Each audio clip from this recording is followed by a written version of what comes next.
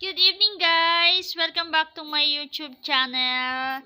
Welcome back to my mini vlog. Okay. Our topic for today is paano po mag-apply sa private school.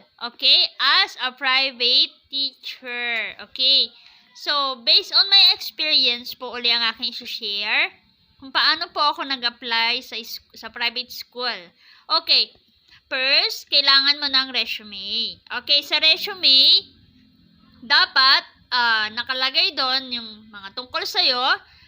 Kung meron ka mga work experience, ilalagay mo na rin po doon. And then, mag-ready na rin po ng application letter. Okay, resume, application letter. Yan, ginawa ko po yan nung ako po ay nag-apply sa private school. Okay, hindi lang po isa yung in-applyan kong school. Marami po akong sinenda ng mga resume. Okay. Dati po kasi uso pa yung pag-walk-in. So, marami po kasi sometimes yung ibang nag-apply, hindi nila bet yung mag-walk-in. No? Pag nagpapasa ng resume. So, based po sa akin, nag-send po ako through email. Meron din po akong sinenda ng messenger o sa messenger. So, medyo maaga rin po ako nag-apply. Wala lang, gusto ko lang. Tinry ko lang kung if ever, whatever, kung matatanggap, di ba? Or mapapansin yung resume ko. So, nag-send po ako ng resume is March. No? Pero kadalasan po talaga ay May. Masyado na paaga yung pag-send ko ng resume. So, sa dinami po ng aking pinasahan ng resume is may isa po nag-reply through messenger pa. Okay? So, sa messenger, may nag-invite sa akin ng interview. Okay. So, doon po sa interview, sinabihan na rin po ako ng magde-demo po ako. So, doon sa sinabihan pa lang ako magde-demo ako, ito tip ko sa inyo ha, if ever na maimbitahan din po kayo ng interview, and then sinabihan kayo na magde-demo kayo, tip ko is, pag sinabihan kayo magde-demo ay, mag-ready na kayo ng pandemo. Diba? Sabihin nyo, okay, magre-ready na po ako ng pandemo. Okay? And then, kung pinayagan kayo na kayo ang pumili ng ide-demo nyo, mas maganda kung i-demo nyo yung inyong ginawa noong practice teaching nyo. Yung final demo. Diba? Para kabisang-kabisan nyo na yung sasabihin nyo. At alam nyo na yung flow ng gagawin nyo para confident na kayo na yun yung gagawin yung pandemo.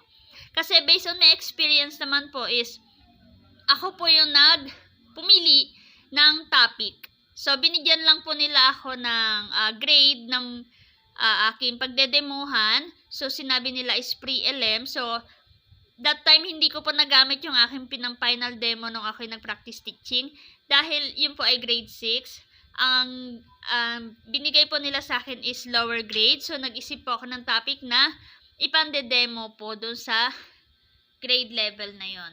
So, yon tip ko lang yon. If ever, ready nyo na lang po yung pandemo nyo. Ano? So, binigyan lang po nila ako ng, I think, 1 day or 2 days na preparation para sa pang-demo ko. Short demo lang naman po siya ang sinabi sa akin. So, that time, nung nagpunta na po ako sa school, dahil sa imbitahan po ako, in-interview po muna nila ako.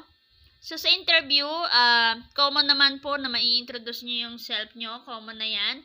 And then, itatanong din po nila is, bakit gusto mo mag-apply o magtrabaho sa eskwelahan nila? Number 1, na dapat alam nyo kung bakit kayo mag-a-apply sa kanila, okay? Confident yung sabihin. Hikayatin nyo sila. Sabihin nyo kung paano kayo makakatulong sa eskwelahan na yon. Gustong-gusto nilang marinig yon na may dahilan kayo, hindi lang personal na gusto nyo mag-apply, ay sabihin nyo rin pong gusto nyo makatulong sa kanila sa pagpapalago ng eskwelahan nila at sa future ng mga batang pagtuturuan nyo. Ganun lang ang sasabihin nyo para mas magustuhan nila yung isasagot mo. And with confident lang po palagi ang sagot, okay?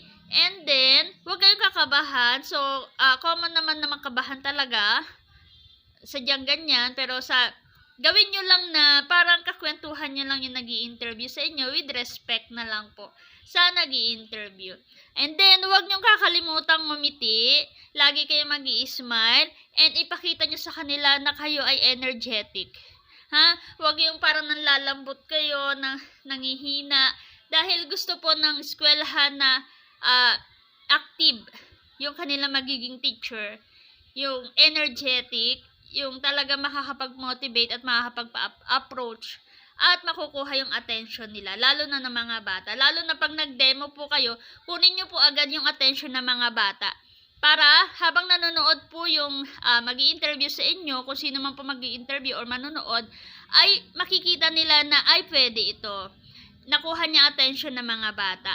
Ganun lang po. Lagi po kayo mag-i-smile sa mga bata. Huwag niyong kakalimutan mag-i-smile sa kanila para mas makita ng mga bata, wow, parang mabait si teacher. Ganyan po ang mga bata. Isipin na, huwag niyo po silang susungitan. Ako, lalo na pag first day or first time niyo silang mamimit, huwag niyo po silang susungitan. Diba minsan sasabihin natin, maging strict tayo pag, kasi para tumahimik sila.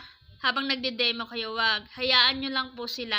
Kusa po silang tatahimik. Lalo na kung bago po naman kayo sa kanilang mga mata. And then, yun yung tip ko sa inyo. And then, ano pa ba? Pagkatapos ko po mag-demo is in-interview po ulit ako. And then, meron tayong naririnig na ang sabi nila is kapag tatawagan ka na lang namin, then sasabihin ng iba, huwag ka nang umasa.